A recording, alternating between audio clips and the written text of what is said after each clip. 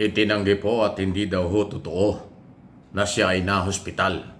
Katulad ng pinalabas ng mga fake news ng kampo ng mga Duterte o anti-Marcos na nitong nakaraang ilang araw ay nasa ospital daw at critical itong si Ombudsman Boying Remulla. Pakinggan niyo ang report. Hindi totoo, fake news talaga. Pati buhay ng tao, pinay-fake news ng iba. Grabe kayo, para lang sa pera. Ay dinala sa ospital. Ihayag din ang kanyang tanggapan sa pamagitan ng Assistant Ombudsman spokesperson na si Miko Clavano na fake news ang naturang balita at walang katotohanan. Ayon kay Clavano, nag-almusal pa si Remulla ng sinigang. Sinabi rin ni Interior Secretary John Vic Remulla na nakapaglaro pa ng golf ang kanyang kapatid. Noong 2023, sumailalim si Remulla sa quintuple bypass heart surgery at kalaunan ay na-diagnose na may leukemia, subalit gumaling siya matapos ang chemotherapy, total body radiation at bone marrow transplant. Ayun, no? So, ayan, malinaw. Nagkasakit, pero noon pa yun, 2023, hindi ngayon. Ayan. Meron pang statement niya si Boying Remulla na sobra na daw talaga ang fake news, masyado nang mapanira. Alam niyo, pag isang tao ay sinabi niyo na hospital, malalayong kalagayan, pero nga nagsabi na patay na raw, tinatago lang bangkay. Ang sama ninyo talaga. May mga taong ganyan. Gumagawa lang ng fake news for views and subscriber only. So, pera-pera lang. Hindi yung gagawin ng pro-Marcos vlogger, pro-administration vlogger. Kasi professional yung mga vloggers, social media,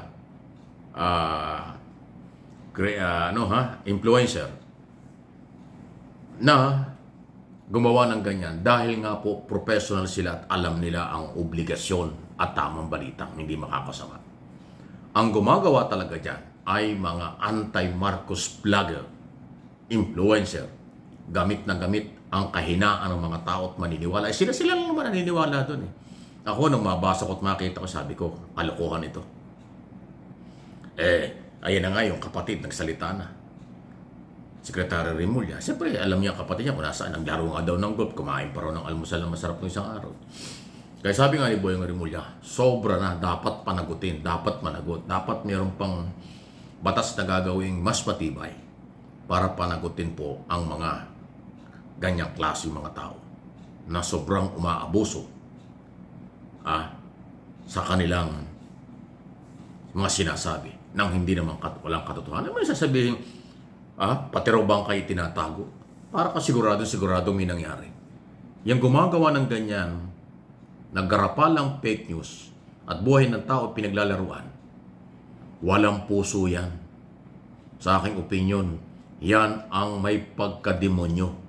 Yan yung mga yung mga taong at mga vloggers na hindi dapat suportahan kasi interest lang niya ang pinagagana para lang makakuha ng viewers. Magugulat nga naman bakit tatagong bangkay? Paano ang lakas-lakas ng tao at saka parang tuwan-tuwa kayo na yung tao ay magkaganon. Di ba? Alam niyo, pag buhay na ang nakataya, buong pamilya dyan damay, buong angkan sisira.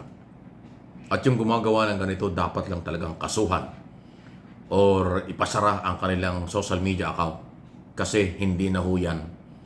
Alam niyo kasi ang pagbablog, for information and for education, dapat yung kapupulutan ng aral ng mga nakakarinig, nakakabasa, at nanonood.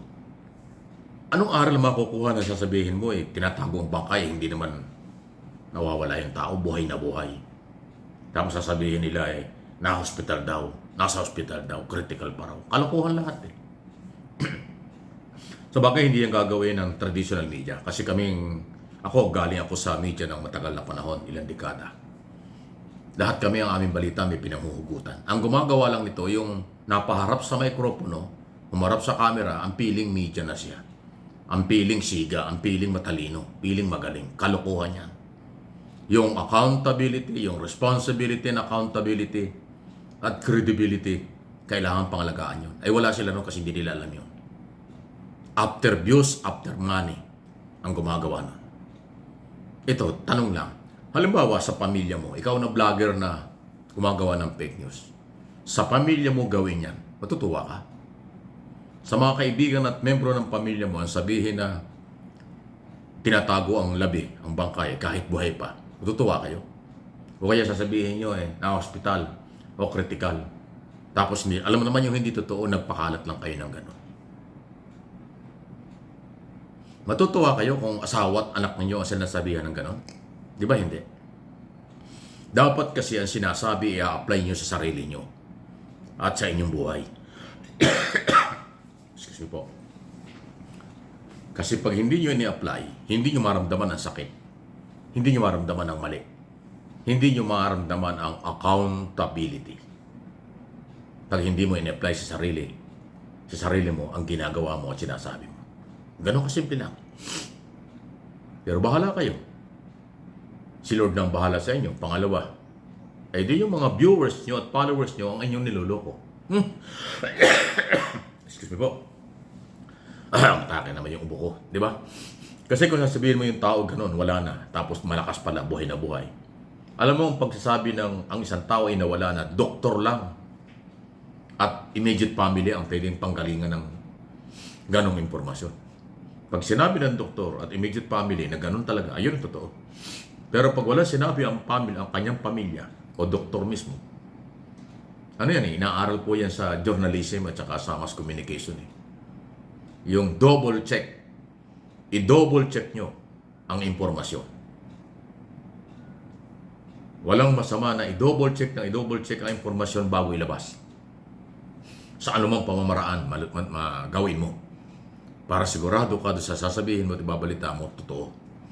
Ay yung mga napaharap lang sa mikropono at sa camera, naging ang dating media na at akala mo kung sino na.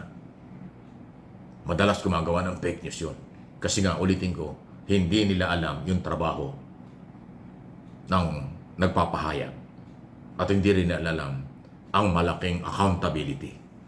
Basta makadadalang, basta makapagbalita lang. Yung buong pamilya ng sinira mo at sinabi mong gano'n, magagalit yun. Pwede kang kasuhan dyan Di ba? Unethical, unprofessional, wala sa hulog, kabubuhan, katangahan ng mga vloggers na gumagawa ng gano'n. Dahil lang sa pera. Wow kayo. Bagong-bagong taon,